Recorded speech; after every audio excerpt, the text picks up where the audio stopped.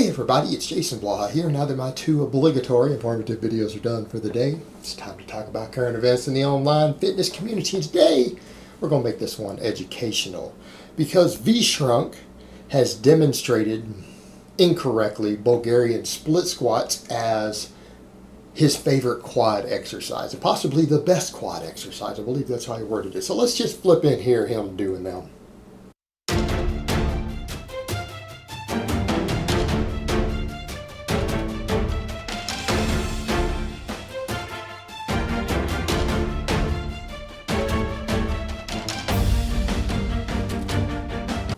Down. So let me put on my +5 hat of weaponsmithing, work on skilling up my crafting a little bit, and let's talk about this. All right. For those who are unfamiliar with the history of Bulgarian split squats, they were brought over from Eastern Europe, not necessarily Bulgaria, but from Eastern Europe by a coach, and I forget his actual name at this point, and I apologize for that, a few decades ago. And a bunch of lifters in America started picking them up. Now they become a trendy gym exercise that is not performed anything even remotely like the original split squat. People say, well, what do you mean? Well, the fact is that they're performed with little light dumbbells, and they're performed with someone's foot way up in the air behind them on a bench.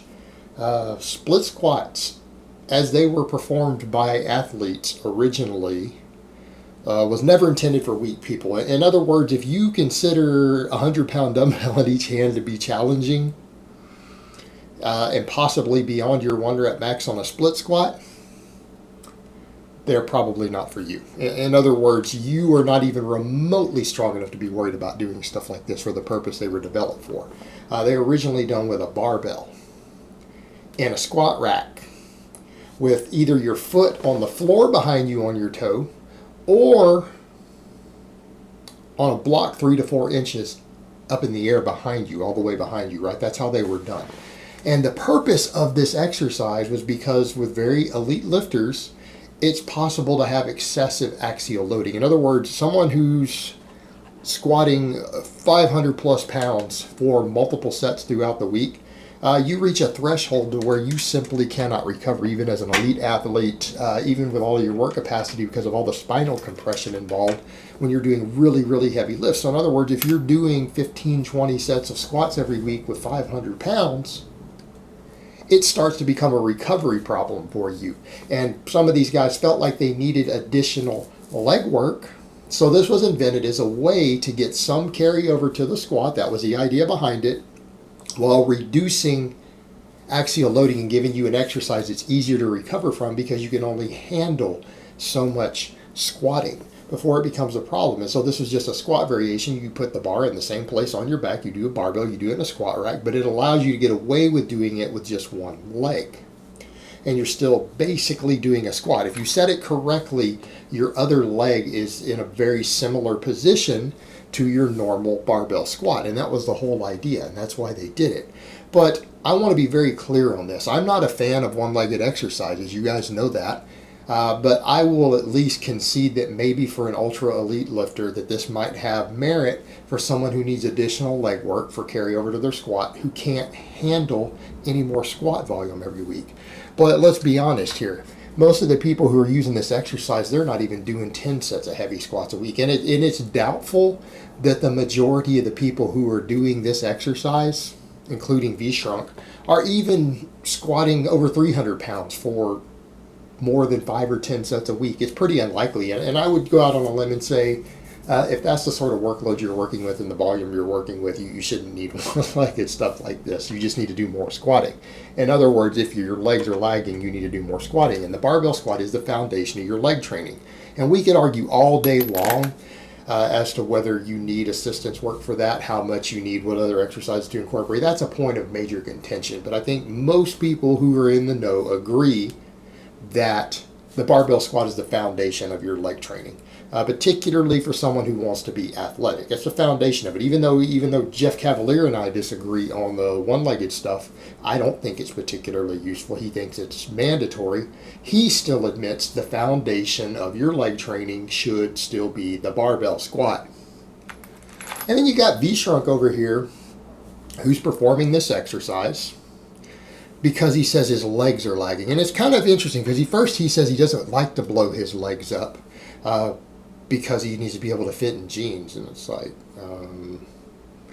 not really that big of an issue unless you mean skinny jeans. And unless you're blasting a ton of gear, I can assure you most of you guys are not going to get legs that are too big to fit in the blue jeans you buy off the shelf at the store if you're only squatting 400 pounds for a couple reps. Come on, guys, let's be realistic here.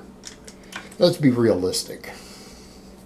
Particularly leaner guys who aren't getting fat. It's one thing if you've got a lot of extra fat on your leg. I mean, like me, I have extra body fat on my legs. I have big legs on top of it, right? I squat 6 days a week. But even I can still find blue jeans that fit. I can't fit in skinny jeans, but the point we get back to is that he says he can't, he doesn't try to blow them up, but then he goes on and says that he struggles with his legs. Well, it's like, make up your mind. And it's like the reason he struggles with his legs, he doesn't know how to squat, and he uses all these fluff exercises. And the ironic part is that he talks about the vastus lateralis, the outer part of the thigh is what he struggles the most with. And it's like, that's the easiest part to bring up with a barbell squat, right? That's the easiest part to bring up with a barbell squat.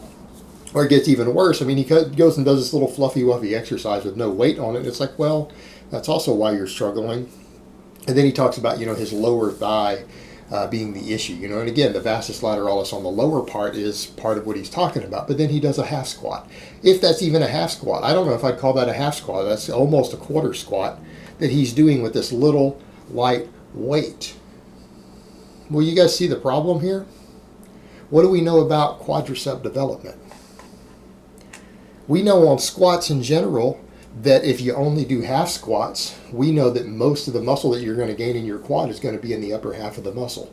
That the vastus medialis and the vastus lateralis don't get activated fully until you get close to a 90-degree knee position. In other words, you need to be close to parallel or even at parallel or below if you actually want to maximize the recruitment of those heads of the quadricep, right? So if you're struggling with your lower quads and you're doing half squats, that's actually why. You're just not going deep enough on your squats. And usually it's because people have an ego issue. They don't learn how to squat correctly. They want to put 400 pounds on the bar when they're really only a 225 squatter. And we see that all the time. But in this case, he's using ultra light weights. Ultra lightweight. So if you're going ultra light, you should be able to go really deep. It shouldn't even be a problem. But the problem is, why can't he go really deep? Why is it a struggle? Because he's got his foot way up in the air behind him. Way up on top of a bench. Well, that's not the way split squats were intended to be performed, ever. And it's a really popular, trendy thing you see in commercial gyms now that people do. But it's not particularly effective. That's not the way they were ever intended to be done. It's just your foot behind you, either on the ground or at most 4 inches off the floor. But you can also do those with just your foot behind you also on those split squats. But again, maybe that's why he's struggling to go all the way down. But then again, when he does air squats, he does half reps. And when we've seen him do barbell squats, he does half reps with very, very light weight. You know what I would suggest if he shrunk? Vince, whatever his name is, Vince. Here's what I'm going to tell you, brother. Go ahead and get your squat up to 400 pounds for 3 or 4 reps. All the way to parallel. Your barbell squat. Learn how to barbell squat. Get strong on it, and your quad issues will go away. But you need to go deeper. All right, that will get you to your goal of developing that part of your thigh that you're saying you're using this for to help bring up. It'll get you there 20 times faster. Spend the next 6 months building a strength base on your squat. Because honestly, he has the same problems with his squats that he does with his bench press. That's why he has no chest. That's why he's all bicep and delt. He doesn't train his chest. He only goes halfway down on the bench press. And even then, he's using an extremely light weight. He's using weight that I would expect the average healthy young man to be using 3 to 4 months after he walks into the gym the first time. And I think that's being generous. So it's the same issue here. He has the same problems with his leg training that he does with his chest training. He just doesn't know how to do basic exercises. He doesn't perform them correctly. He doesn't do them through the full range of motion. And then when that fails for him, he goes over to fluff and pump, hoping that it will work. And in this case, it is just terrible. This is the most horrific version of a split squat I think I've ever seen. And it's not going to do the job. And that's why he struggles with leg development. That's why he has these problems. Just like he can't grow his chest. It's the exact same reason. He just doesn't know how to perform leg exercises, and he's lazy about it.